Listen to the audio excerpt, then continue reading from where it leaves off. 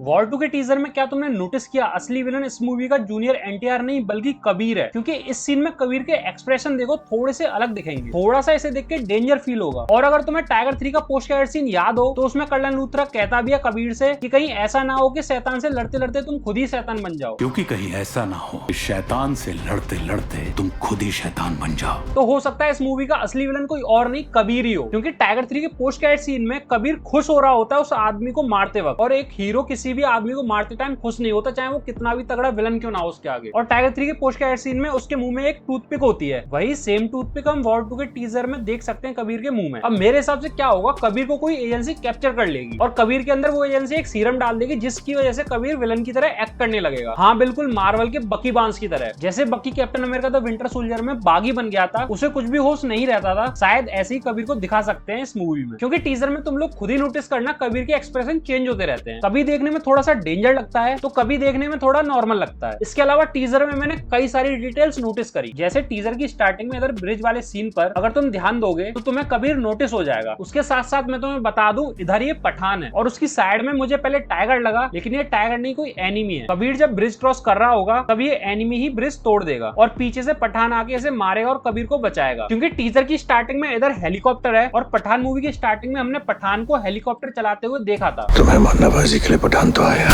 और पटाखे भी लाएगा, जिसका रेफरेंस हमें शायद इधर दिया गया हो। वैसे शायद ये सलमान खान भी हो सकता है, क्योंकि ध्यान दो तो इधर माउंटेन और बर्फ दिखाई गई है। और कुछ दिन पहले अगर तुमने माउंटेन ड्यू का एड देखा हो तो उसमें हमें टाइगर और कबीर एक साथ दिखे थे, ऐसे ही माउंटेन और बर्फ में, जो एड शायद शूट किया गया हो वॉर 2 मूवी की शूटिंग के दौरान पर। और इसे टीजर की स्टार्टिंग में दिखाने का मतलब ये हो सकता है कि इस पर किसी का ध्यान ही ना जाए, क्योंकि स्टार्टिंग में इतना ध्यान कौन ही देगा मेरे सिवा। टीजर की शुरुआत में ही जूनियर एनटीआर की आवाज में सुनाई देता है, मेरी नजर कब से तुझ पे है कबीर, मेरी नजर कब से तुझ पे है कबीर। अब मतलब जूनियर एनटीआर पहले से कबीर को जानता है। और जब उसने बोला रॉ का बेस्ट एजेंट, तो मुझे पठान मूवी से कर्नल लूथरा की वो वाली बात याद आई। सॉरी, कर्नल लूथरा नहीं, कर्नल लूथर। जब कर्नल लूथर पठान को कबीर और जिम के बारे में बता रहा होता है, जिम और कबीर हमारे बेस्ट एजेंट्स। जिम और कबीर हमारे बेस्ट एजेंट्स। मतलब अगर एनटीआर कबीर से लड़ रहा है या तो वो जिम का साथी हो सकता है या फिर कोई एजेंट हो सकता है जो कि कबीर से बेस्ट बनना चाहता हो। क्योंकि अगली लाइन में जूनियर एनटीआर कहते हैं रॉ का बेस्ट एजेंट तू था, अब नहीं। रॉ का बेस्ट एजेंट तू था,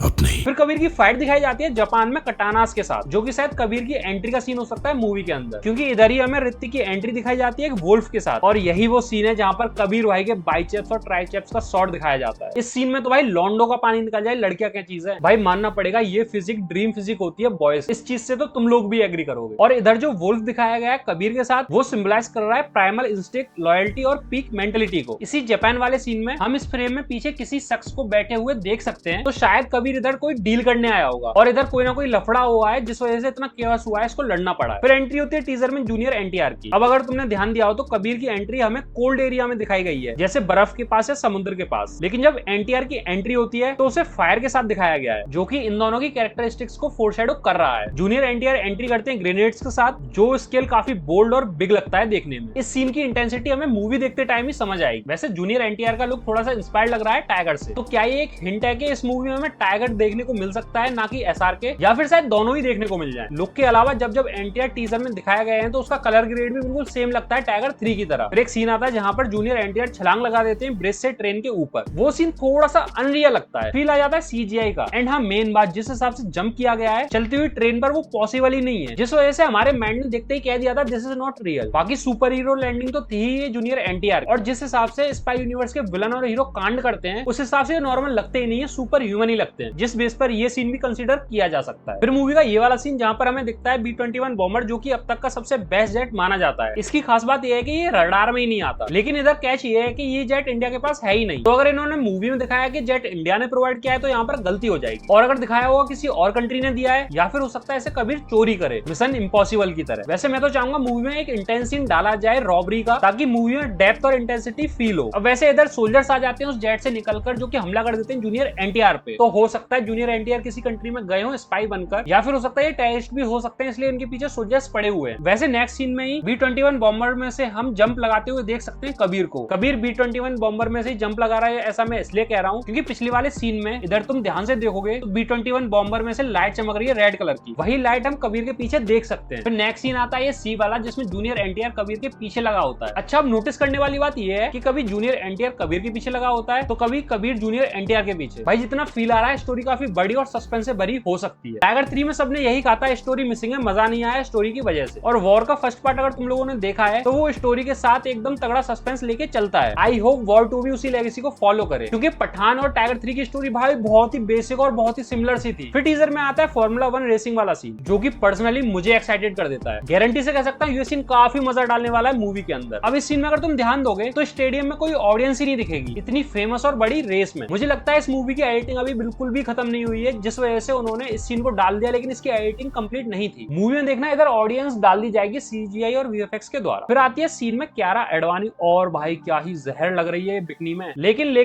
ऋतिक भाई के डोले के आगे कोई टिक सकता है क्या? Sorry Kiara ji, this time Hrithik is more hotter than you. बाकी कियारा इस मूवी में कुछ ही शॉट्स में थी, आई होप इसे जिंदा रखे, वानी की तरह इसको भी ना टपका दें। फिर इधर इस सीन में जूनियर एनटीआर हॉस्पिटल में होता है। इसकी छाती पर शायद गोली लगी थी जिसका ट्रीटमेंट हुआ होगा इस हॉस्पिटल में, लेकिन इसकी आंखों में ध्यान दो तो ये शायद रो रहा है, जिसका मतलब हो सकता है इसने किसी अपने करीबी को खोया है इस हॉस्पिटल में। अच्छा, ये वाला जो सीन है जहाँ पर कबीर गन लेके आ रहा होता है, इसमें अगर ध्यान दोगे तो तुम्हें फील आ जाएगी थोड़ी सी कमी है। ग्रीन स्क्रीन का रिफ्लेक्शन तुम्हें कबीर के ऊपर दिख जाएगा। बस यही कमी आ जाती है बॉलीवुड और हॉलीवुड की मूवीज में। बॉलीवुड वाले ग्रैंड सीन्स को CGI और VFX के थ्रू शूट करने की सोचते हैं, और हॉलीवुड वाले लोकेशंस पे जाके शूट करते हैं। वो तो इतना आगे जा चुके हैं कि टॉम क्रूज अब स्पेस में शूट करने वाला है। भाई यार, ये जो कार चेज वाला सीन है इसमें स्पोर्ट्स कार डाल देते, थोड़ा ड्रिफ्ट वगैरह दिखा देते तो मजा आ जाता यार। मसल कार डाल देते, मस्टैंग या डॉज चैलेंजर, उनका तो बजट भी संभाला जा सकता था, महंगी भी नहीं आती। खैर उम्मीद करता हूँ ये तो टीजर था, मूवी में डाल दिया हो कोई स्पोर्ट्स कार वाला सीन, जैसे हमने वॉर के फर्स्ट पार्ट में ऑडी R8 देखी थी। फिर ये जो आइस वाली फाइट है यहाँ पर शायद मूवी की एंडिंग होगी। वैसे यार इसमें ऋतिक कितना कूल लग रहा है ब्लैक आउटफिट में। मैं तो भाई बायस्ड हूँ ऋतिक की साइड, मुझे बचपन से ऋतिक रोशन बहुत ज्यादा पसंद है। इसका भी नाम ऐसे शुरू होता है और मेरा भी। इसका और मेरा बर्थडे सेम डेट पे आता है, ये भी स्मार्ट है। और मैं इस मूवी का डायरेक्टर है RN मुखर्जी, जिसने ब्रह्मास्त्र भी बनाई थी। मूवी का टाइटल सिल्वर और गोल्ड में है, जो कुछ तो रेफरेंस दे रहा है, लेकिन मैं पकड़ नहीं पाया। तुम्हें पता हो तो कमेंट में जरूर बता के जा। मूवी को 14 अगस्त पे रिलीज किया जा रहा है, जो कि बहुत ज्यादा स्मार्ट मूव है। 14 का थर्सडे, 15 को छुट्टी, सैटरडे संडे फिर ऑफ, जो कि लॉन्ग वीकेंड हो गया इस तगड़ी मूवी को देखने के लिए। तो वॉर 2 मूवी भाई साहब फर्स्ट वीक में काफी तगड़ा कलेक्शन करने वाली है, लिख के ले लो। वैसे शायद तुम लोगों को पता ही होगा वॉर 2 का जो टीजर है वो जूनियर एनटीआर के बर्थडे पे ड्रॉप हुआ है, शायद इसीलिए इसमें इतनी जल्दबाजी दिखाई है मेकर्स ने, जो कि टीजर में नजर भी आ रहा है। और हाँ, एक और बात, मुझे वॉर 2 का पोस्टर बिल्कुल भी पसंद नहीं आया। भाई टीजर के थंबनेल को देखना, कितना मैसी बना दिया है, जैसे किसी नूबड़े ने थंबनेल को डिजाइन किया हो। इतने क्रेडिट्स थंबनेल में कौन डालता है भाई? Now look at the thumbnail of war 1, कितना साफ सुथरा और परफेक्ट थंबनेल लग रहा है। खैर कबीर और जूनियर एनटीआर में जब फाइट होगी तो तुम किसकी साइड होगे? मैं तो भाई कबीर की साइड हूँ ऑल द टाइम, चाहे फिर वो विलन हो या फिर हीरो। तुम लोग बताओ अपना अपना, तुम किसकी साइड हो? एक ब्रेकडाउन वाली वीडियो को बनाने में काफी ज्यादा टाइम और काफी ज्यादा मेहनत लग जाती है, फ्रेम बाय फ्रेम देखने में, स्क्रिप्ट लिखने में, फिर एडिट करने में। तो इस वीडियो को 1 लाइक तो जरूर दे ही देना। मैंने कई सारी मूवीज की हिडन डिटेल्स पर वीडियो बना रखी है, जिसकी प्लेलिस्ट तुम्हें स्क्रीन पर दिख जाएगी, टैप करके देख सकते हो। तब तक के लिए मिलते हैं अगली किसी वीडियो में। Tata bye bye.